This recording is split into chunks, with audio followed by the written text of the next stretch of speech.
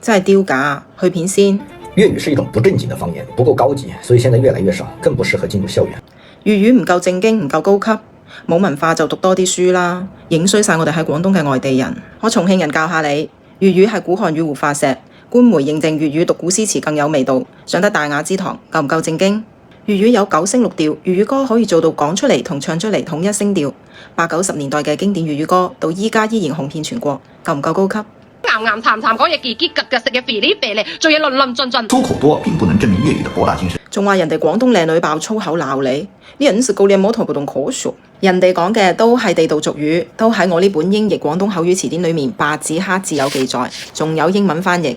你自己聽唔明就係粗口，學嘢啦，呢啲就係粵語文化嘅博大精深。你呢條粉腸搞到神憎鬼厭，真係唔係廣東人小氣，唔尊重當地文化嘅人，去到邊度都係過街老鼠、搞屎棍。相反可以做到入鄉隨俗，去到邊度都受歡迎。我為咗出國留學，學好英文，而家全世界都有朋友。Following local custom is always a good thing。我去上海做嘢就學識上海話，融入當地文化。